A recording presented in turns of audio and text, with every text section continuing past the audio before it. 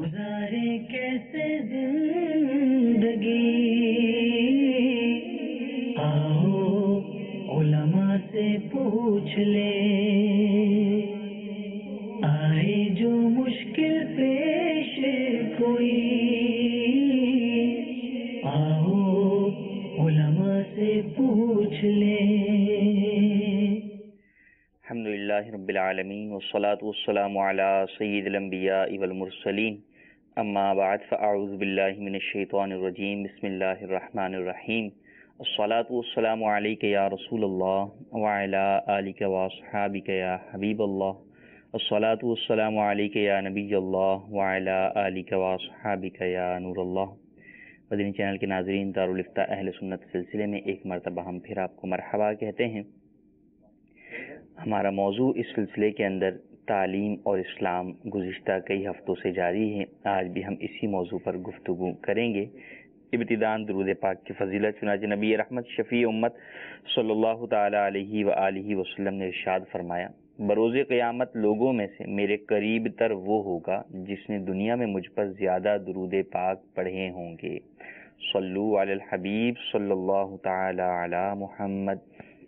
صلی اللہ تعالی علیہ وآلہ وسلم۔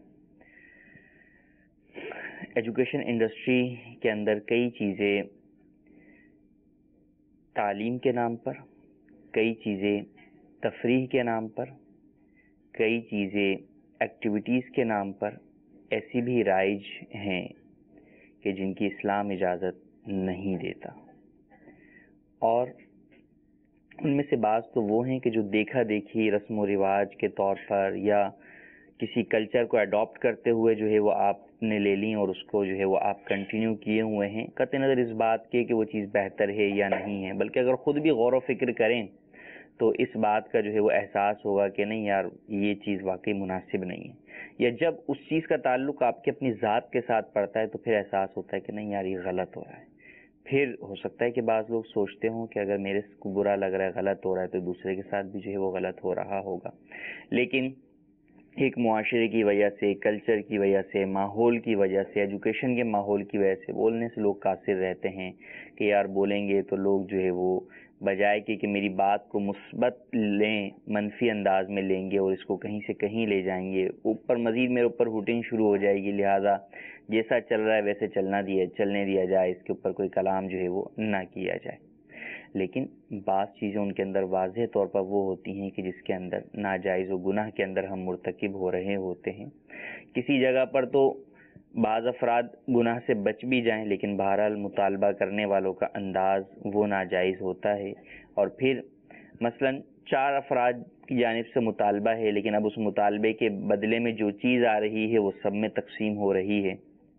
تو اب آپ کے لیے وہ کھانا آپ کو بھی مل رہی ہے تو آپ کے لیے اس کا حاصل کرنا یا اس کا لینا بھی جائز نہیں ہوگا کہ وہ حرام ذریعے سے آ رہی ہے۔ اور کئی چیزیں ہیں، مثال کے طور پہ آپ آرٹ اینڈ کرافٹ کو ہی لے لیں۔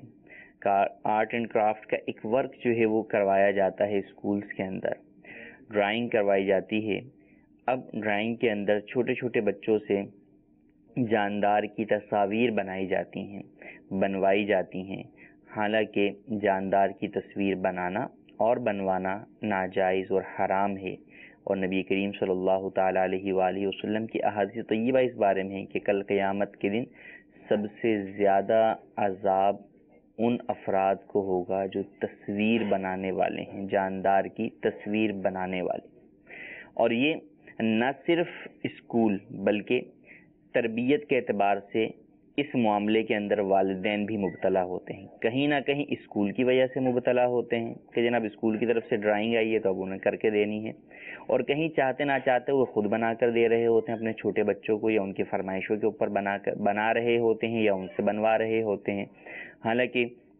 جاندار کی تصویر بنانا یہ ناجائز و گناہ ہے۔ تو یہاں پر والدین کو بھی چاہیے کہ اس بات کا خیال رکھیں کہ اولاً تو نہ ہی اسکول والے بنائیں، نہ ہی اسکول والوں کے کہنے کے اوپر کوئی ناجائز کام کرنے کی اجازت ہوگی، اور اس سے قطع نظر بھی اپنے بچوں میں اس بات کا احساس دلایا جائے، انہیں شروع سے ہی ایک دینی مسئلے سے آگاہ کیا جائے کہ بیٹا جاندار کی تصویر نہیں بناتے، آپ بے جان کی تصویر بنا لیجئے، میز، کرسی، کمپیوٹر، لیپ ٹاپ، مدنی چینل، اس طرح کی چیزوں کی آپ تصویر جو ہے وہ بنا لیجئے، لیکن آپ جاندار کی تصویر میں، چاہے وہ جو ہے وہ جانوروں میں ہو یا انسان کو اپنی ہی تصویر بنانی ہو، اس کی اجازت نہیں. ہاں اگر چہرے کے بغیر بقیہ باڈی بنائی جاتی ہے تو اس کی شرعاً اجازت ہوگی. تو اس طرح کی بہت ساری چیزیں ہیں کہ جس کے اندر جانے انجانے میں ہم مبتلا ہو جاتے ہیں، یا پھر بعض ماحول کی وجہ سے ہم اس کے اندر مبتلا ہو جاتے ہیں. یوں ہی اگر آپ ہوم ورک کے اعتبار سے والدین کی اس معاملے کے اندر دیکھیں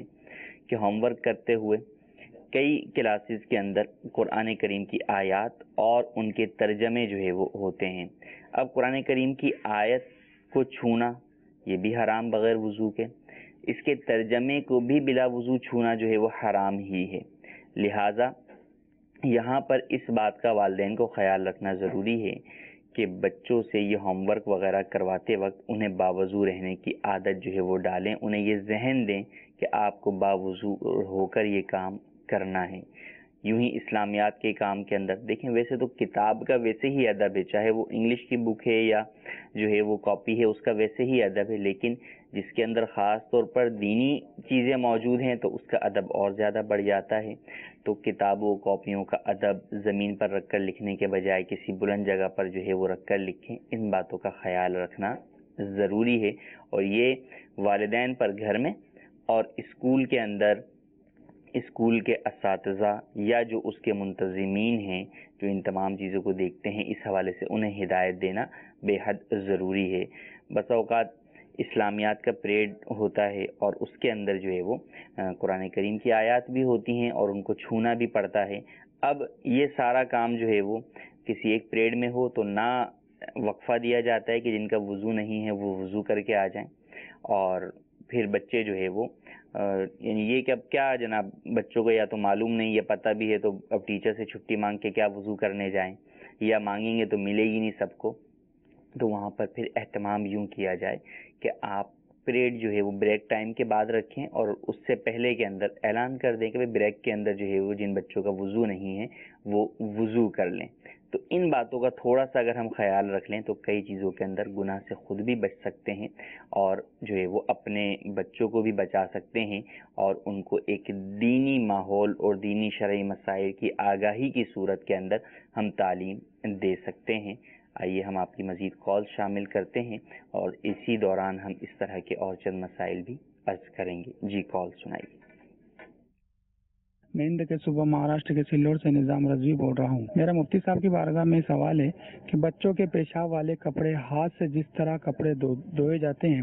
اس طریقے سے دھوئے جائیں تو کیا وہ ناپاک ہی رہیں گے؟ اس طرح کے کپڑے اگر بچہ پہنے ہوئے ہو اور وہ پانی سے گیلا ہو کر دوسرے پاک کپڑوں کے ساتھ لگ جائے تو کیا وہ پاک کپڑے بھی ناپاک ہو جائیں گے؟ جواب عنایت فرمائیں.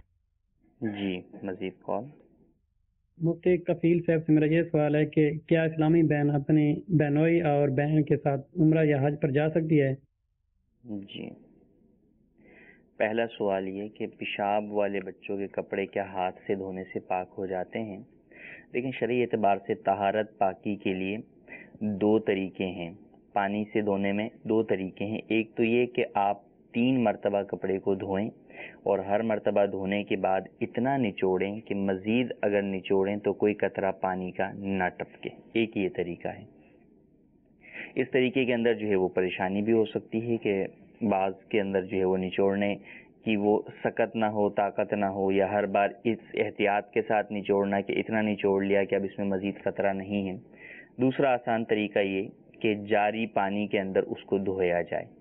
یعنی اس کے اوپر اتنا پانی بہایا جائے کہ غالب گمان ہو جائے کہ اس کپڑے میں جو نجاست تھی وہ زائل ہو گئی ہو. تو اب یہ دونوں ہی کام جو ہم نے پہلا طریقہ بیان کیا اور دوسرا بیان کیا، دونوں ہی ہاتھ سے ممکن ہیں. ان کے لیے مشین ضروری نہیں، اور مشین پہلے تھی کہاں؟ تو پہلے کیا کپڑے پاک نہ ہوتے تھے؟ پہلے بھی کپڑے پاک ہوتے تھے.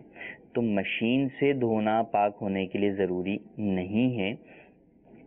لہٰذا اگر ہاتھ سے ان شرعی طریقہ کار کے مطابق جو ہے وہ دھو دیا تو کپڑا پاک ہو جائے گا. اور اگر مشین سے دھویا اور ان طریقہ کار کے مطابق نہیں دھویا، مثلا مشین سے نکالنے کے بعد اس کے اوپر اتنا پانی نہیں بہایا یا مشین میں ڈالنے سے پہلے اسے پاک نہیں کیا شرعی طریقہ کار کے مطابق، تو مشین کے دھونے کے بعد بھی جو ہے وہ ناپاک ہی رہے گا. تو دار و مدار پاک کرنے کے طریقے پر ہے کہ پاک کرنے کے شرعی طریقہ کار کے مطابق اگر کپڑا پاک کریں گے تو ایسی صورت میں پاک ہو جائے گا۔ اچھا ایک بات، دوسری بات یہ کہ اب کوئی کپڑا جو ہے وہ بچے نے پہنا ہوا ہے اور اب وہ گیلا ہو جاتا ہے اور اس سے آپ کے کپڑے گیلے ہو جاتے ہیں پانی لگنے کی وجہ سے، تو کیا آپ کے کپڑے ناپاک ہو جائیں گے یا آپ اس کو وہ کریں گے؟ تو فقط یوں وسوسے شک کی بنیاد کے اوپر ناپاکی کے احکامات نہیں ہوتے کہ ہو سکتا ہے اس کپڑے میں بچے نے پیشاب کیا ہو سکتا ہے کہ یہ پاک ہوا ہو یا نہ ہوا ہو، اور اس کے بعد اس کے اوپر پانی گرا ہے اور پھر اس سے، تو یہ سارے شکوک و شبہات ہی ہیں، یقین نہیں ہے اس کی ناپاکی کا۔ تو جب یقین نہیں ہے تو ایسی صورت کے اندر وہ ناپاک آپ کے کپڑے نہیں ہوں گے، نہ ہی اس کپڑے کو ناپاک قرار دیں گے۔ ہاں اگر پیشاب لگا ہے اور وہ دھلا ہی نہیں ہے اور وہ سوکھ گیا ہے، اب اس کے اوپر جو ہے وہ دوبارہ جو ہے وہ پانی وغیرہ گرتا ہے اور اب وہ پانی کی تری اس ناپاک کپڑے سے چھوٹ کے آپ کے کپڑوں کو لگتی ہے، تو اب بہرحال آپ کے کپڑوں کو وہ ناپاک کر دے گی۔ دوسرا سوال ہمارا کہ بہن بہنوئی کے ساتھ عورت عمرے پر جا سکتی ہے یا نہیں؟ شریعت مطہرہ میں ایک اصطلاح ہے محرم۔ محرم وہ ہوتا ہے جس سے ہمیشہ ہمیشہ کے لیے نکاح حرام ہو۔ شرط دیکھیے گا، ہمیشہ کے لیے نکاح حرام ہو۔ اگر ہمیشہ کے لیے نکاح حرام نہیں ہے، عارضی طور پر حرام ہے، تو وہ محرم نہیں بلکہ نامحرم ہے۔ بہنوئی سے عورت کا نکاح کیوں حرام ہے اور کیا ہمیشہ کے لیے حرام ہے؟ ہمیشہ کے لیے حرام نہیں ہوتا، بلکہ اس وقت تک حرام ہوتا ہے جب تک کہ بہن جو ہے وہ اس کے نکاح میں ہے، کیونکہ اللہ تبارک و تعالیٰ نے قرآن مجید میں ارشاد فرمایا وَأَن تَجْمَعُوا بَيْنَ الْأُخْتَيْنِ کہ دو بہنوں کو ایک شخص کے نکاح میں جمع کرنا یہ حرام ہے، اس کی اجازت نہیں ہے۔ تو جب تک بہن نکاح میں ہے اس وقت تک جو ہے وہ نکاح اس سے نہیں ہو سکتا بہنوئی سے، لیکن اگر خدا نخواستہ بہن کا انتقال ہو جائے تو اس کے بعد جو ہے وہ نکاح ہو سکتا ہے۔ تو ہمیشہ کے لیے نکاح حرام نہیں ہے، بہنوئی سے عارضی طور پر حرام ہے، تو لہٰذا یہ محرم نہیں ہوا، نامحرم ہوا۔ تو عورت کا نامحرم کے ساتھ جانا یا شوہر اور محرم کے بغیر سفر کرنا جبکہ مسافت سفر ہو، یہ ناجائز و حرام ہے، گناہ ہے، تو اس کی ہرگز اجازت نہیں ہے، اگرچہ بہن ساتھ ہو جب بھی اجازت نہیں ہے، کیونکہ اس عورت کا اپنا محرم جو ہے وہ ساتھ موجود نہیں ہے۔ تو اس بات کا خیال رکھنا بے حد ضروری ہے کہ ایک نفلی کام کرنے جا رہے ہیں، عمرہ ادا کرنے جا رہے ہیں اور ساتھ میں قدم قدم پر گناہ گار ہو رہے ہیں، یہ تو نفلی کام ہے۔ حج فرض کے لیے بھی عورت کو اجازت نہیں ہے کہ وہ عورت بغیر محرم کے سفر کرے، جبکہ اس کے گھر سے مکۃ المکرمہ کے درمیان کا فاصلہ یہ 92 کلومیٹر یا اس سے زائد مسافت کا ہو۔ جی مزید کال۔ اگر سورہ فاتحہ قیام میں یا جو سورت ملانی ہے ساتھ، وہ ان دونوں میں سے کوئی ایک پڑھنا بھول جائے سنتوں میں، تو کیا اس کے لیے سجدہ سہو واجب ہوگا یا کہ ویسے ہی نماز ہو جائے؟ جی مزید کال۔ مفتی صاحب کی بارگاہ میں میرا سوال ہے کہ کیا نکاح کے لیے عورت اور مرد دونوں کے لیے ولی کا ہونا ضروری ہے؟ جی مزید کال۔ میرا نام محمد عرفان اتاریہ۔ میرا سوال یہ ہے کہ فجر کی جماعت اگر چھوٹ جائے اس کے بعد سنتوں کے ساتھ ساری نماز پڑھیں گے یا سنتیں چھوڑ دیں گے؟ جی پہلا سوال یہ کہ سورہ فاتحہ یا اس کے بعد ملائی جانے والی صورت اگر چھوٹ گئی تو کیا ایسی صورت کے اندر سجدہ سہو سے نماز ہو جائے گی؟ جی ہاں، سجدہ سہو سے نماز ہو جائے گی۔ ہاں اگر رکوع میں یاد آتا ہے یا سجدے میں جانے سے پہلے یاد آتا ہے کہ میری سورہ فاتحہ رہ گئی ہے یا سورت رہ گئی ہے، تو اب بہرحال لوٹ کر آئے اور سورہ فاتحہ یا سورت پڑھے اور پھر جو ہے وہ رکوع کرے اور آخر میں سجدہ سہو بھی کرے، تو یوں نماز مکمل ہو جائے گی۔ اگر سجدہ سہو نہیں کیا تو نماز واجب الادا ہے، اور یہ انہی رکعات کے اندر ہے کہ جہاں پر سورہ فاتحہ یا سورت ملانا واجب ہے، اور وہ کون سی ہیں؟ فرض کی پہلی 2 رکعتیں اور سنن و نوافل کی تمام رکعتیں، یوں ہی وتر کی تمام رکعتیں۔ فرض کی آخری 2 رکعتوں کے اندر سورہ فاتحہ یا سورت ملانا واجب نہیں ہے۔ دوسرا سوال کہ نکاح کے لیے ولی کا ہونا مرد و عورت دونوں کے لیے ضروری ہے یا فقط عورت کے لیے؟ نکاح کے لیے ولی اگر عورت غیر کف میں نکاح کرے تو پھر ولی کی اجازت ضروری ہے، اور اگر ولی کی اجازت کے بغیر وہ کف میں ہی نکاح کرتی ہے تو اس کا نکاح منعقد ہو جائے گا، اور لڑکا بہرحال ولی کی اجازت کے بغیر نکاح کرے کف میں یا غیر کف میں، اس کا نکاح دونوں صورتوں میں منعقد ہو جائے گا، جبکہ دیگر شرائط نکاح پائی جائیں۔ لیکن دیکھیں دو چیزیں ہیں، ایک تو یہ کہ نکاح کا منعقد ہو جانا، کہ نکاح ہو گیا، جواز نکاح ہونا، اور ایک یہ ہے کہ والدین یا اولیاء کی رضامندی کے بغیر یا ان کو ناراض کر کے جو طریقے اختیار کیے جاتے ہیں کورٹ میرج کے یا اور دیگر ذرائع جو ہے وہ اختیار کیے جاتے ہیں، جس کی ابتدا گناہوں سے ہوتی ہے، کہ آپس میں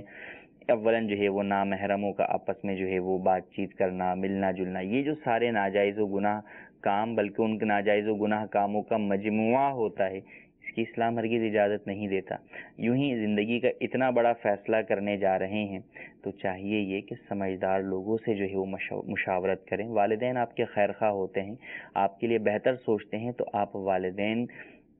کے ذریعے سے جو ہے وہ، اگر کہیں پر نکاح کی صورت بھی ہے تو والدین کو اعتماد میں لے کر انہی کے ذریعے سے ہی رشتے کی جو ہے وہ صورت بنائی جائے۔ یوں والدین سے بالکل جدا ہو کر یا ان کو ناراض کر کے ایسے کرنے کی اجازت نہیں ہے۔ والدین کی رضا میں رب کی رضا ہے، اور والدین کی نافرمانی میں رب عز و جل کی نافرمانی ہے، تو ان تمام باتوں کا خیال رکھنا ضروری ہے۔ ہاں اگر عورت ولی کی اجازت کے بغیر غیر کف میں نکاح کرتی ہے تو وہ نکاح منعقد نہیں ہوگا۔ کف سے مراد یہ کہ حسب نسب اور پیشے کے اندر لڑکی کے حسب نسب پیشے میں وہ لڑکا جو ہے وہ ہم پلہ ہو، کہ لڑکی والوں کے لیے، اس کے اولیاء کے لیے اس میں نکاح کرنا، اس خاندان میں نکاح کرنا یا اس پیشے والوں میں نکاح کرنا یہ باعث عار نہ ہو۔ مگر یہ مسئلہ بہت ڈیٹیل طلب ہے، بعض جگہوں پر جو ہے وہ بہت چھوٹی چھوٹی باتوں کو لے کر جو ہے وہ کہتے ہیں کہ جناب ہم تو اس برادری میں نکاح نہیں کر سکتے، ہم تو یہاں پر نہیں کر سکتے، لیکن شرعی اعتبار سے وہ کف بنتے بھی ہیں۔ تو اس میں بہرحال جو مسائلہ جس کو درپیش ہو تو وہ اس حوالے سے دارالفتاء اہل سنت میں رابطہ کر لیں۔ تیسرا سوال ہمارا کہ سنتیں فجر کی، کہ اگر فجر کی نماز قضا ہو گئی تو کیا سنتیں بھی ادا کرنی ہوں گی؟ ویسے تو سنتوں کی قضا نہیں ہوتی، ہاں نماز فجر کے لیے یہ ہے کہ اگر نماز فجر قضا ہو گئی اور اسی دن آپ ظہوہ کبریٰ جسے عوام زوال کا وقت کہتے ہیں اس سے پہلے قضا نماز کی ادائیگی کر رہے ہیں تو اب سنتیں بھی ادا کر سکتے ہیں، سنتیں بھی ادا کر لیجئے۔ ہاں اگر اب نہیں ادا کی اور ظہوہ کبریٰ کا وقت گزر گیا، اب آپ بعد میں جو ہے وہ فجر کی نماز ادا کر رہے ہیں تو اب سنتوں کی قضا نہیں ہوگی۔ جی مزید کال۔ محمد طیب بات کر رہا ہوں۔ مفتی صاحب سے عرض ہے کہ اسکولوں میں آج کل ایک یہ بات دیکھی جاتی ہے کہ کسی بچے کو لیٹ ہو گئی ہے اسکول جانے میں، ٹائم ٹیبل پر وہ نہیں پہنچا، تو اس کو اسکول میں بٹھا لیا جاتا ہے ایک شرط پر کہ اس کے پاس جو خرچی گھر سے اس کو ملی ہے وہ اس سے لے لی جاتی ہے جرمانے کے طور پر، اور اس کو بٹھا لیا جاتا ہے۔ اس بارے میں آپ کیا فرماتے ہیں کہ ایسا کرنا چاہیے یا نہیں کرنا چاہیے؟ جی مزید کال۔ کہ مفتی صاحب سے یہ پوچھنا ہے کہ یہ شناختی کارڈ پہ تصویر ہوتی ہے، تصویر کا کہہ رہے ہیں تصویر جائز نہیں ہے بنوانا اور لگانا، تو شناختی کارڈ پہ ہیں 500 روپے ہیں، اس کا کیا ہوگا؟ پہلا سوال ہمارا کہ بچے کو لیٹ آنے پر اسکول میں پینلٹی جو ہے وہ لگائی جاتی ہے، جرمانہ وصول کیا جاتا ہے۔ جرمانہ وصول کرنا ناجائز و حرام ہے، کسی بھی موقع پر اسلام میں اس کی اجازت نہیں دی گئی، کسی بھی جگہ پر جرمانہ وصول نہیں کیا جا سکتا، والدین سے بھی وصول نہیں کر سکتے، اور جو بچے کی اپنی ذاتی جیب خرچ وصول کی جا رہی ہے یہ تو دوہرا حرام ہے، ڈبل حرام ہے۔ ایک تو جرمانہ حرام، دوسرا یہ کہ بچہ جس مال کا مالک ہے تو اگر وہ بچہ نابالغ ہے تو یہ پھر دوسرا گناہ اس اعتبار سے ہو جائے گا کہ آپ نابالغ سے تو پیسے ہی نہیں لے سکتے، تو نابالغ سے یہ جرمانہ جو ہے وہ لینا، یا اس سے تو تحفہ لینے کی بھی اجازت نہیں، وہ اپنی خوشی سے بھی دے تو بھی لینے کی اجازت نہیں ہے، تو نابالغ سے یوں وصول کرنا یہ دوسرا جو ہے وہ گناہ ہوگا کہ یہاں پر اولاً تو وہ وصول کرنا بھی ناجائز، دوسرا چونکہ نابالغ کا مال ہے لہذا اس اعتبار سے بھی لینا جائز نہیں ہے، تو والدین سے بھی وصول نہیں کر سکتے جرمانہ، اور آپ بچے کی جیب خرچ سے بھی وصول نہیں کر سکتے، دونوں ہی ناجائز و گناہ ہیں، اور اگر اب تک جو وصول کیے ہیں تو لازم ہے کہ جن سے جو وصول کیے ہیں انہیں واپس کریں اور اللہ عز و جل کی بارگاہ میں سچی توبہ بھی کریں۔ اب اس کا نظام کہ جناب بچے پہ لیٹ آنا کیسے جو ہے وہ بند ہوں گے، تو اس کا متبادل جو ہے وہ نظام جو ہے وہ بنایا جائے۔ مثال کے سزا کے طور پر بچے کو جو ہے وہ 5-10 منٹ کے لیے کلاس کے اندر جو ہے وہ کھڑا کر دیا جائے، یا ان کے پیرنٹس کو جو ہے وہ کوئی نوٹس جو ہے وہ بھیجا جائے، ان کے پیرنٹس کو بلا کر جو ہے وہ ان سے بات کی جائے، تو متبادل صورتوں کی طرف جائیں۔ ناجائز چیز سے بہرحال جو ہے وہ بچنا ہی ہوگا۔ دوسرا سوال کہ شناختی کارڈ کی تصویر، کہ ہم نے تصویر پر کلام کیا تو ہمارے سائل محترم جو ہے وہ یہ پوچھنا چاہ رہے ہیں کہ آپ تصویر سے تو منع کر رہے ہیں لیکن جناب پاسپورٹ پر بھی اور شناختی کارڈ پہ بھی تصاویر ہیں۔ دیکھیں ضرورتاً جو ہے وہ تصاویر کی علماء نے اجازت دی ہے، تو جہاں ضرورت ہے تو وہاں تک تو اجازت ہے، لیکن جہاں ضرورت نہیں ہے وہاں اجازت بھی نہیں ہے۔ تو شناختی کارڈ پر یا پاسپورٹ پر یا امتحانی فارمز وغیرہ کے اوپر جو ہے وہ تصاویر لگانے کی حاجت ہوتی ہے، تو وہاں پر آپ جو ہے وہ بنوا سکتے ہیں اور اس کو لگا بھی سکتے ہیں، لیکن اس کے علاوہ ویسے ہی جو ہے وہ تصاویر جو ہے وہ بنوا کر اس کا پرنٹ نکلوانا جاندار کی تصویر کا وہ جائز نہیں ہے، یا ہاتھ سے خود جو ہے وہ بنانا جاندار کی تصویر یہ جائز نہیں ہے، یہ گناہ ہے۔ مزید کال۔ مفتی صاحب کی بارگاہ میں میرا یہ سوال ہے کہ لوگوں کو کہتے ہوئے سنتے ہیں کہ حضور کیا حال ہے، پھر کہتے ہیں قبلہ کیا حال ہے، تو ایسا کہنا کیسے؟ اور مزید مدنی پھول ارشاد فرما دیجئے۔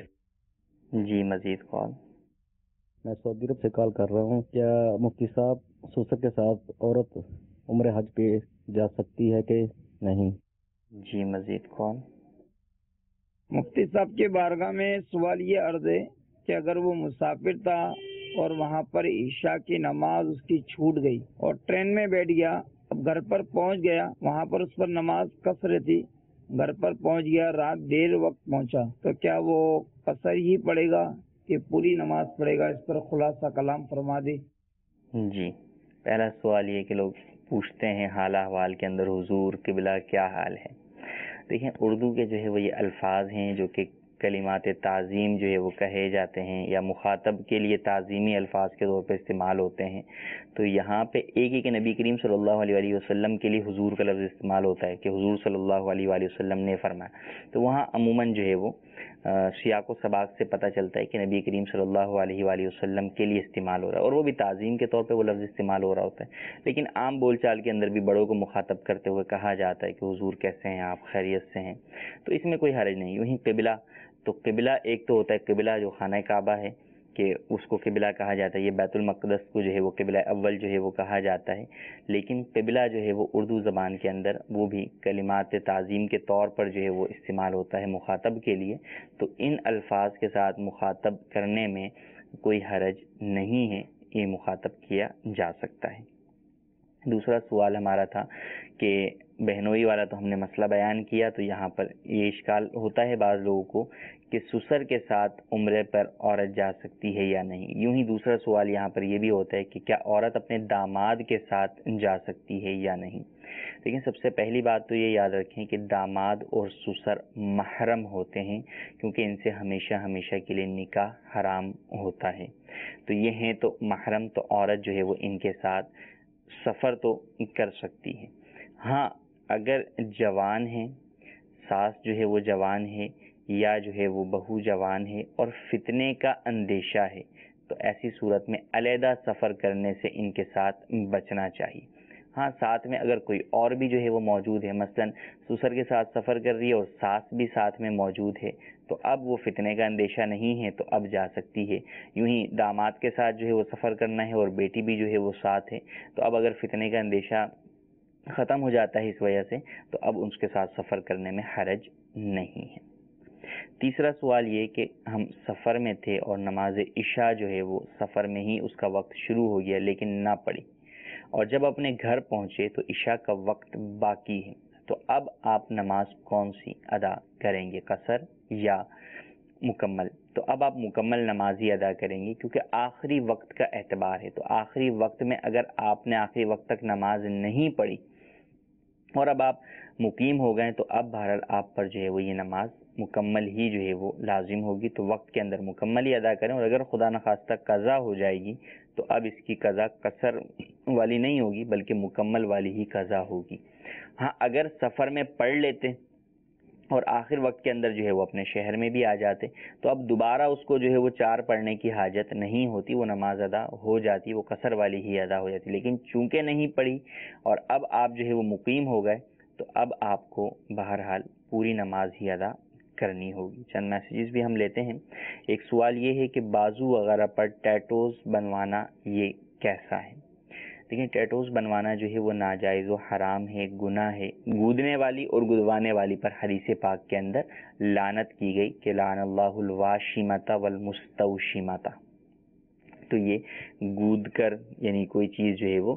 تحریر کرنا یا کوئی پھول بنانا یا کوئی ٹیٹو بنوانا تو یہ ناجائز اور حرام ہے، گناہ ہے اس کے اندر، جس میں انسانی کو بھی جو ہے وہ تکلیف ہے، جس کی اسلام اجازت نہیں دیتا، اور یہ مسلمانوں کا طریقہ کار بھی جو ہے وہ نہیں ہے۔ تو اب چاہے پھول بوٹے بنوائیں یا نام لکھوائیں تو ایسا کرنا جائز نہیں، اور اگر جاندار کی تصویر بنواتے ہیں تو یہ تو دوہرا گناہ ہے کہ گدوانا بھی گناہ اور جاندار کی تصویر بنوانا بھی گناہ، تو ڈبل جو ہے وہ گناہ ہے۔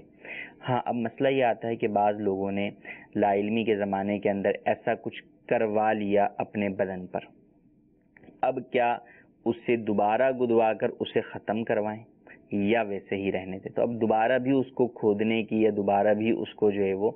مٹانے کی اس طور پہ اجازت نہیں ہے کہ آپ دوبارہ بدن میں جو ہے وہ گدوا کر جو ہے وہ اسے نکلوائیں، کیونکہ عموماً وہ پھر اوپر سے نکلتا نہیں ہے، تو دوبارہ اس کی اجازت نہیں ہے کہ دوبارہ میں بھی وہی بات ہے کہ بدن کو جو ہے وہ تکلیف ہے جس کی اسلام اجازت نہیں دیتا، تو اب اس کو رہنے دیا جائے۔ ہاں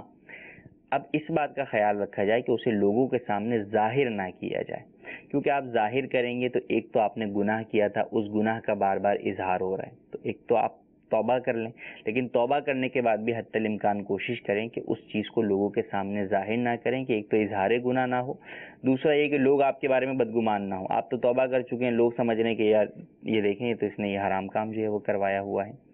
اور اگر کسی کے سامنے ظاہر ہو جائے تو بہتر یہ ہے کہ پھر اسے بتا دیا جائے کہ یار یہ پہلے غلطی سے ہوا تھا، اب میں اس سے توبہ کر چکا ہوں، تو یہ ہے۔ تو ان باتوں کا تھوڑا سا خیال رکھنا بہرحال ضروری۔ ایک اور سوال ہے کہ بیڈ روم میں بیڈ کا رخ کس جانب رکھا جائے؟ یہ واقعی ہم بہت ساری چیزوں کے اندر خیال رکھتے ہیں، کمرے کی سیٹنگ کے اندر جو ہے وہ خیال رکھتے ہیں کہ بھئی اس طرف ہونا چاہیے، اس طرف ہونا چاہیے، لیکن وہیں پر ہمیں ان باتوں کا بھی خیال رکھنا ضروری ہے کہ بیڈ کا رخ کس جانب ہونا چاہیے۔ بیڈ کا رخ ایسا ہرگز نہ ہو کہ آپ کے پاؤں جو ہے وہ قبلے کی جانب ہوں، تو اس بات کا خاص طور پر خیال رکھیں، کیونکہ احتیاط اتنی لمبے ٹائم پیریڈ پر کریں کہ آپ قبلہ کی طرف جو ہے وہ پاؤں بھی جو ہے وہ بیڈ کا پیتانہ بھی جو ہے وہ کر دیں اور وہاں آپ کے پاؤں نہ ہوں، بہت مشکل ہوتا ہے، سونے کے اندر بے احتیاطی ہو جائے گی، اٹھنے بیٹھنے میں بے احتیاطی ہو جائے گی، تو اس میں بہت پریشانی ہوتی ہے۔ تو اس لیے اس بات کا خیال رکھیں کہ قبلے کی جانب بیڈ کا پیتانہ پاؤں والا سائڈ جو ہے وہ ہرگز نہ ہو کہ قبلے کی طرف پاؤں کرنا یہ بہرحال بے ادبی ہے، تو اس بات کا خیال رکھنا ضروری ہے۔ جی مزید کال۔ میرا نام عمیر اتاری ہے، میں دارالمدینہ کے ایڈمن ڈپارٹمنٹ میں اپنی خدمات سر انجام دے رہا ہوں۔ مفتی صاحب سے میرا یہ سوال ہے کہ آفیسز میں عموماً ایک بلینگ کلچر پایا جاتا ہے، اس کو بلینگ کہتے ہیں، مارکیٹ کے اندر یہ ٹرم رائج ہے۔ بلینگ کلچر اس طرح کہ جو بھی نیا امپلائی آتا ہے اس سے ٹریٹ کا تقاضا کیا جاتا ہے، یا پہلے سے ہی جو امپلائی جاب کر رہا ہو اس کو کسی مدنی منع یا منی کی ولادت پر مٹھائی وغیرہ کا کہا جاتا ہے، یا اسی طرح کی کچھ ایکٹیویٹی کی جاتی ہے، اس طرح کرنا کیسا؟ مفتی صاحب سے میرا ایک اور سوال ہے، وہ یہ کہ عموماً تعلیمی اداروں میں جو اسٹوڈنٹس ہوتے ہیں، نئے آنے والے اسٹوڈنٹ کو وہ کافی تنگ کرتے ہیں، پریشان کرتے ہیں اور بلی کرتے ہیں، ان سے تقاضا کرتے ہیں کہ ان کو ٹریٹ دی جائے اور ان کو کچھ کھلایا پلایا جائے، ایسا کرنا کیسا؟ جی یہی وہ بات ہے جس کی میں نے ابتدا کے اندر ذکر کیا تھا کہ کچھ ایسے کلچر جو ہے وہ رائج ہو جاتے ہیں اور ہم اس میں چاہتے نہ چاہتے ہوئے بھی مبتلا ہو جاتے ہیں. جیسے بلی کا انہوں نے جو ہے وہ طریقہ کار ذکر کیا, اور یہ آفیسز میں کام کرنے والے اور جنہوں نے پڑھا ہے ایجوکیشن انڈسٹری میں سب جانتے ہیں کہ یہ چیزیں جو ہے وہ رائج ہیں. ایسا کرنے کی شرعاً اجازت نہیں ہے. جی ہاں, آپ کا کسی پر پریشر دے کر زور ڈال کر کہ اب وہ شخص اپنی عزت نفس بچانے کے لیے, لوگوں کے سامنے شرمندہ ہونے سے بچنے کے لیے آپ کو کچھ نہ کچھ جو ہے وہ دیتا ہے, اگرچہ وہ ہنستے ہوئے دے رہا ہوتا ہے کہ نہیں یار میں تو اپنے بیٹے کی خوشی میں دے رہا ہوں. بیٹی کی خوشی اصل وہ ہوتی کہ وہ آپ کے مطالبے کے بغیر خود ہی دیتا, لیکن آپ کے مطالبے پر جب وہ مجبور ہو کر دے رہا ہے تو یہ اس کی جانب سے گفٹ نہیں ہے. اس کے لیے تو دینے کی صورت بن جائے گی کہ وہ گناہگار نہیں ہوگا کہ وہ مجبور ہے, لیکن بہرحال آپ کے لیے یہ مال رشوت ہوگا, حرام ہوگا, اس کی ہرگز اجازت نہیں ہوگی. تو اس بات کا خاص خیال رکھنا ضروری ہے. آفیسز کے اندر آپس میں باہم جو ہے وہ کولیگز کے درمیان جو ہے وہ کوئی بھی ایسا موقع آتا ہے, کسی کی پروموشن ہو گئی, سیلری بڑھ گئی, کوئی بونس مل گیا یا اور کوئی جو ہے وہ چیز مل گئی, تو یار تمہیں یہ ملا ٹریٹ دو ہمیں. تو اب اس کے اندر یہ جو ایمفیسائز کر کے لوگوں کو زبردستی کے ذریعے سے جو ہے وہ کیا جاتا ہے تو یہ ناجائز ہے, اس کی ہرگز اجازت نہیں ہے. یوں ہی جیسا کہ انہوں نے بیان کیا کہ کلاسز میں ہوتا ہے کہ نئے آنے والوں کو تنگ کیا جاتا ہے. اولاً تو تنگ کرنا جو ہے وہ حرام, اور تنگ کرنا اس طور پر ہے کہ تنگ کرنا اس وقت ہم تمہیں چھوڑیں گے جب تم ہمیں ٹریٹ دو گے, جب تم ہمیں پارٹی دو گے, یا جب ہمیں جو ہے وہ بلی جو ہے وہ کر دو گے, تو یہ تو واضح طور پر حرام ہے, اس کی ہرگز اسلام میں اجازت نہیں ہے. تو اب بعض ہوتے ہیں 4-5 اسکول کے یا آفیسز کے لوگ جو, یا 1-2 ہوتے ہیں جو بولنے والے ہوتے ہیں, لیکن جب اس کا نتیجہ نکلتا ہے, یعنی ان کا پریشر ہوا اور سامنے والے نے کوئی مٹھائی یا کوئی چیز لا کر دی, وہ تقسیم سب میں ہو رہی ہوتی, تو بقیہ سب کے لیے بھی وہ کھانا جائز نہیں ہے, کیونکہ وہ رشوت کے زمرے میں آئی ہوئی چیز ہے, تو بقیہ کے لیے بھی کھانا جائز نہیں ہے. تو اولاً تو سب سے پہلے اس کلچر کو ختم کیجئے, اس میں اپنا کردار ادا کیجئے کہ آپ ایک ہے کہ اس موقع پہ کردار ادا کرنا جب آپ کے اوپر بن پڑے, وہ بھی کرنے والے جو ہے وہ کر سکتے ہیں, لیکن اگر آپ کا ایسا مقام اور منصب ہے کہ آپ اس کلچر کو ختم کر سکتے ہیں تو بالکل آپ ختم کیجئے. لیکن ایک یہ ہے کہ جس وقت لوگ مطالبہ کر رہے ہیں اور آپ سے نہیں کسی تیسرے سے کر رہے ہیں, اس وقت آپ کھڑے ہوں کہ نہیں یار اس کی اجازت نہیں ہے, یہ جو ہے وہ ختم کریں اس کلچر. جس کو کھلانا ہے اپنی مرضی سے کھلائے, کوئی اس کے اوپر کوئی تان و تشنی, کوئی جو ہے وہ گفتگو جو ہے وہ ذو معنی بات کر کے اس کو جو ہے وہ پریشر میں لے کر آنا, یا اس کو مختلف مواقع پہ یہی بات جو ہے وہ اس کے اوپر کرنا کہ یار اس نے تو بیٹے کی بھی خوشی نہیں منائی, یار اس نے تو جو ہے وہ اپنی پروموشن کی بھی جو ہے وہ خوشی نہیں منائی. بھائی پروموشن کی خوشی جو ہے وہ کرو گے تو ہی جو ہے وہ اگلی پروموشن ہوگی یا نہیں ہوگی. تو کئی جملے اس طرح کے جو ہے وہ سننے میں جو ہے وہ آتے ہیں اور بولے جاتے ہیں. تو بہرحال یہ سارا پریشر ہی ہے, اور اس کے نتیجے میں جو وہ شخص چیز لے کر آتا ہے, کھلاتا ہے آپ کو یا دیتا ہے, تو وہ رشوت کے زمرے میں ہی آتا ہے, اس کی اسلام میں ہرگز اجازت نہیں ہے. تو اس بات کا خیال رکھنا ضروری ہے. یوں ہی 9-10 میں ہوتا ہے کہ جناب 9 کی کلاس جو ہے وہ 10 کی کلاس کو جو ہے وہ پارٹی دیتی ہے, اور وہ اس کے اوپر مجبور ہوتی ہے کہ یار دینی پڑتی ہے. یوں ہی کلاس کے اندر کوئی جو ہے وہ پارٹی ہے, تو اب اس کے اندر جو ہے وہ زبردستی سب کو ہی جو ہے وہ کرنا, کہ جو نہ بھی دینا چاہے تو اس سے بھی زبردستی جو ہے وہ پیسے وصول کرنا, تو ان باتوں کی اجازت نہیں ہے. خوش دلی کے ساتھ کوئی کرے تو ایک علیحدہ بات ہے, لیکن وہاں پر مطالبہ نہیں ہوتا. اب کئی چیزوں کے اندر ہم ایسا سمجھ رہے ہوتے ہیں نہیں یار یہ تو خوش دلی سے ہی جو ہے وہ کر رہا ہے, اس کے اندر میں نے تو بس جسٹ کہا تھا, میں نے تو کچھ اتنا, میں نے کوئی پریشر تو نہیں دیا تھا, میں نے کوئی فورس تو نہیں کیا تھا, جسٹ میں نے تو ایک لائٹلی سی بات کہی تھی. تو وہ بھی نہ کہی جائے, اور اس کلچر کو ہی ختم کیا جائے. جب کلچر ختم ہوگا اس کے بعد کوئی خود ہی اپنی خوشی سے جو ہے وہ اپنی بیٹے کی خوشی پر لا کر کچھ کھلاتا ہے, یا بیٹی کی شادی کے موقع پہ لا کر کھلاتا ہے, یا اور دیگر مواقع پر کھلاتا ہے, تو جو ہے وہ بالکل ٹھیک ہے. یوں ہی شادی کا موقع ہوا, بیٹی کی شادی ہے یا بیٹے کی شادی ہے, یار اس نے تو اپنے بیٹی کی شادی میں بھی ہمیں نہیں بلایا, ہو سکتا ہے اس کی جو ہے وہ استطاعت نہ ہو, اب بامر مجبوری چاہتے نہ چاہتے ہوئے بھی یار کہ نہیں بلاؤں گا, اگرچہ گنجائش نہیں ہے پورے جو ہے وہ آئندہ 4 سال جو ہے میرے کو ان کے تانے ہی سننے پڑیں گے. تو یہ رواج, یہ کلچر ہی ختم کرنا چاہیے. ایک دوسرے کا احساس ہونا چاہیے. کوئی یہ تو نہیں کہتا آ کر کہ یار آپ کے جو ہے وہ بیٹی کی شادی ہو رہی ہے تو کوئی مدد کی حاجت ہے, یا میں مدد کر دیتا ہوں, یا بغیر جو ہے وہ کہے خود ہی مدد کر دے. لیکن دعوت میں نہ بلانے پر تان و تشنی بالکل کرتے ہیں. یوں ہی کسی کے بیٹے کی جو ہے ولادت ہوئی ہے تو وہاں پر کہ کوئی اس کی وائف کو پریشانی ہو یا اس کے بچے ہو سکتا ہے بیمار ہو یا اس کو اس وقت پیسوں کی ضرورت اور حاجت ہو, وہ تو کوئی نہیں کرتا, لیکن اس کی مٹھائی کھانے کے لیے جو ہے وہ سارے جو ہے وہ کھڑے ہو جاتے ہیں. تو ان باتوں کو تھوڑا سا جو ہے وہ غور کریں. ہمدردی اور خود انسانیت اور اسلام کا جو درس ہے وہ کیا ہے, وہ ایک دوسرے کا خیر خواہ بننا ہے. یوں ایک دوسرے کے لیے جو ہے وہ ایک دوسرے سے مال کی جو ہے وہ چھینا جھپٹی, یہ ساری صورتوں کی اسلام اجازت نہیں دیتا. اسلام کی تعلیمات وہ تعلیمات ہیں جو کہتا ہے کہ جو اپنے لیے پسند کرو وہی اپنے بھائی کے لیے پسند کرو. تو سوچیں اگر آپ کے اوپر ایسا موقع ہو, آپ کے پاس پیسے نہ ہو, تو کیا آپ پسند کریں گے کہ کوئی آپ سے ان باتوں کا تقاضا کرے؟ ہرگز پسند نہ کریں گے. تو جب آپ اپنے لیے پسند نہیں کرتے تو پھر دوسرے کے لیے آپ یہ بات کیوں کر جو ہے وہ پسند کر سکتے ہیں؟ تو ان تمام چیزوں کو بہرحال ہمیں اپنی انڈسٹری سے, اپنے آفیسز سے, ان ناجائز چیزوں سے بھی بچنا بے حد ضروری ہے کہ ہم چاہتے نہ چاہتے ہوئے بھی گناہ میں پڑ رہے ہوتے ہیں. ہم رشوت کا ہم نے ایک اپنا کانسیپٹ بنایا ہوا ہے کہ بھائی فقط وہ رشوت ہے, حالانکہ رشوت کی کئی صورتیں ہیں. رشوت کیوں حرام ہے؟ اسلام نے حرام قرار دیا. تو جن جن چیزوں کو اسلام نے حرام قرار دیا ان تمام چیزوں سے ہی بہرحال ہمیں بچنا ضروری ہے, اور ایک دوسرے کا خیال رکھنا ہے, برے چیزوں سے بچانا ہے, نیکی کی دعوت دینی ہے. اداروں کے اندر, آفیسز کے اندر بھی ہم جو کام اصل میں کرنے والے ہوتے ہیں ان سے دور ہو جاتے ہیں. ایجوکیشن انڈسٹری کی اگر آپ بات کریں تو کئی چیزیں ہیں, خواتین بھی جو ہے وہ پڑھانے والی ہیں, تو اب اس کے اندر خواتین دوسری خواتین کو پردے کا درس دیں, آئی بروز بنانے سے منع کریں, ناخن سے متعلق جو ہے وہ اسلامی تعلیمات جو ہے وہ بتائیں, پردے سے متعلق جو ہے وہ چیزیں بتائیں. یہ چیزیں ہیں بجائے اس کے کہ آپ دوسری چیز کی طرف جو ہے وہ لگ جائیں. یوں ہی آپس میں دوست احباب ہیں, کولیگز ہیں یا پڑھانے والے ہیں, تو وہ دین کو جو ہے وہ پھیلائیں.